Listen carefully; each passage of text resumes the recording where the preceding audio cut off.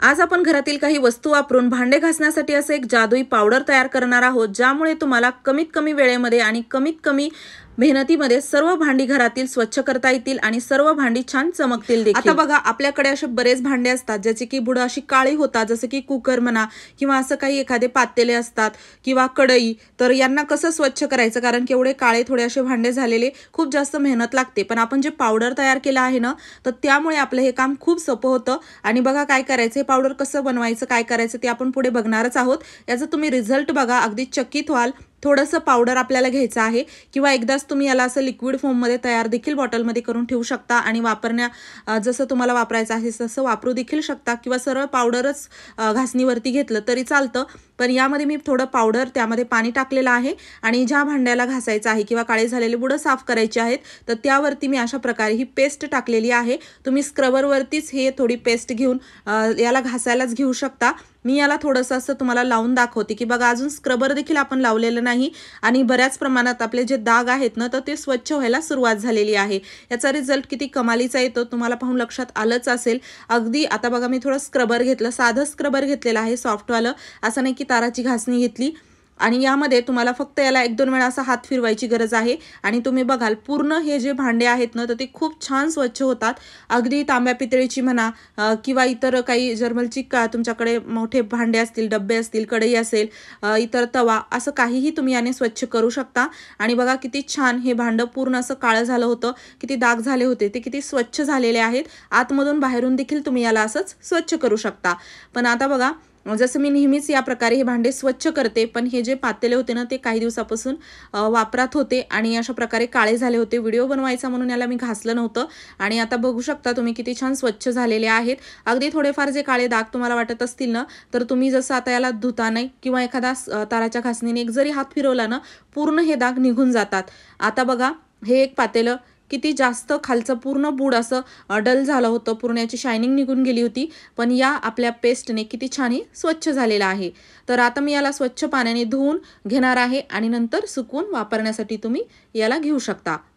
आता बघा, ही कढई देखील आतमधून कशी काळी झालेली आहे, तर आपण तयार केलेली अशी पेस्ट थोडीशी घासणीवरती घ्यायची आणि सरळ याला घासायला घ्यायचं। अगदी घासायचं म्हणू शकत नाही, थोडंसं लावलं आणि हाताने जरी चोळलं तरी हे डाग पूर्ण निघून जातात। अगदी चिवट चिकट जरी डाग असतील ना, तर ते देखील निघतात, ऑइली डाग निघतात। आणि हो, तुम्ही हा व्हिडिओ कोणत्या गावातून किंवा शहरातून बघत आहात ते मला कॉमेंट बॉक्समध्ये नक्की सांगा, जेणेकरून माझा व्हिडिओ कुठे कुठे पोहोचला मला ते कळेल। बघू शकता किती असं दिसायला तर एवढं काळं यामधून निघेल असं वाटत नव्हतं, पण आपण तयार केलेल्या पेस्टमुळे अगदी सहज यावरती हे चोळल्यानंतरच यामधून काळसर असा पूर्ण भाग निघत आहे आणि आपली जी कढई आहे ती अगदी छान चमकायला लागते, शाईन करायला लागते। आणि जसं की तुम्ही ते बघू शकता, असं नाही की मी याला खूप जोरजोरात घासत आहे म्हणून हे डाग निघत आहेत। ही पेस्टची आहे कमाल, जी आपण घरीच तयार केलेली आहे, पावडर जे आपण घरीच तयार करणार आहोत।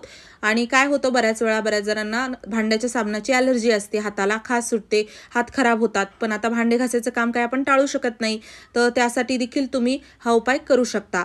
त्याचसोबत आपली तांब्या पितळीची भांडी बघा कशी छान स्वच्छ होतात। आता हा तांब्या देखील थोडा डल वाटत होता, जास्त तर नव्हता घाण झाला, पण थोडा डल झाला होता, तर लगेच एक हात फिरवला की कसा चमकायला लागलेला आहे। जर सणावाराला देखील आपल्याकडील पूजेची पूर्ण मूर्त्या म्हणा, काही दिवे किंवा असे तांब्या पितळीची भांडी तुम्ही सहज स्वच्छ करू शकता। अगदी देवाच्या मूर्त्या देखील केमिकल कोणतं लावून स्वच्छ करायचं म्हणलं की नको वाटतं, पण अशा पद्धतीने ते अगदी सहज स्वच्छ होतील।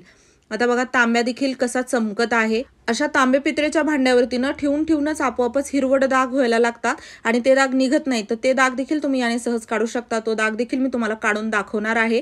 आता बघा, छान याला फक्त एवढंच करायचं की याला आपण छान घासून घेतल्यानंतर स्वच्छ पाण्याने धुवून घ्यायचं। आता बघा, हे जे हिरवट डाग झालेले आहे तुम्ही बघू शकता आणि त्यावरती देखील आपण तयार केलेली पेस्ट मी साध्या घासणीनेच याला घासून घेत आहे आणि अगदी हिरवट झालेला डाग हळूहळू कमी देखील होत आहे। खूप छान स्वच्छ होतात, अगदी किती जुने डाग असू द्या, ठेवून पडलेले किंवा दररोजच्या वापरातले देखील तुम्ही स्वच्छ केले तरी चालतील। आता तुम्ही म्हणाल, हे जादुई पावडर एवढं कमालीचं आहे आणि याला कसं बनवायचं, अगदी यामध्ये एकही रुपया आपला खर्च होत नाही. घरातीलच वस्तूचा वापर करून तुम्ही याला बनवू शकता. अगदी वेगळं काही तुम्हाला विकत घ्यायची देखील गरज नाही. आता बघा कसे हिरवट डाग होते ते देखील निघाले आणि त्याचसोबत आता खालचा भाग देखील आणि वरचा भाग यामध्ये तुम्हाला फरक दिसून येतच असेल. आता आपण खालचा भाग फक्त थोडाच मी तुम्हाला स्वच्छ करून दाखवते.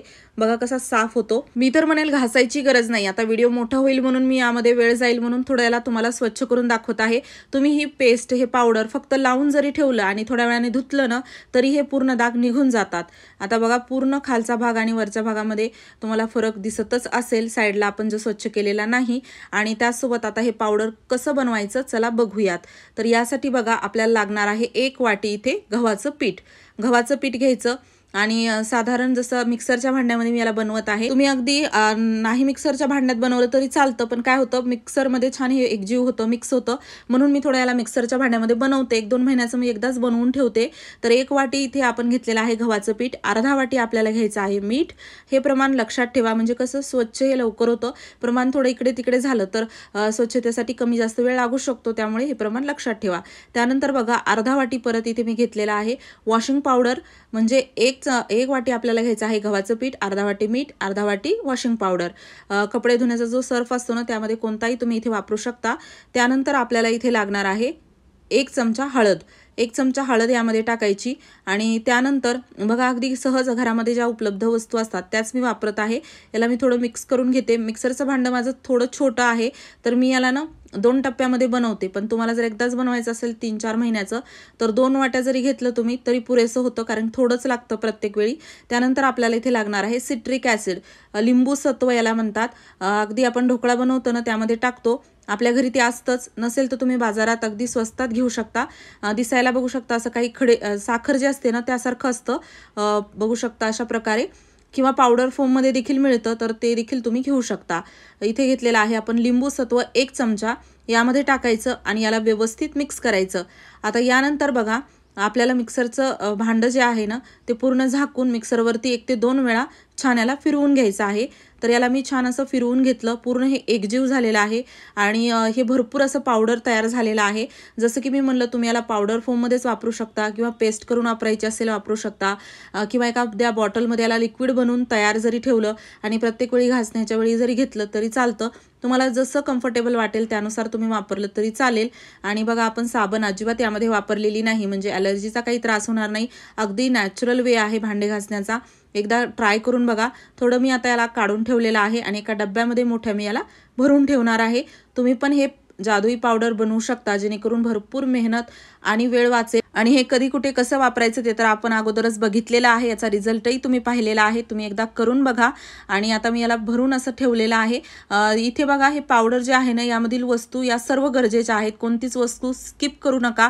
सर्व वस्तू वापरा, म्हणजे तुम्हाला कमालीचा रिझल्ट मिळेल. आणि हो, याबद्दल काही प्रश्न असतील, क्वेरीज असतील तर मला कॉमेंट बॉक्समध्ये तुम्ही विचारू शकता. लवकरात लवकर मी त्याचे उत्तरं देईल. व्हिडिओ आवडला असेल जास्तीत जास्त शेअर करा. चॅनलवरती नवीन असाल सबस्क्राईब करायला विसरू नका. पूर्ण व्हिडिओ पाहिल्याबद्दल मनापासून धन्यवाद.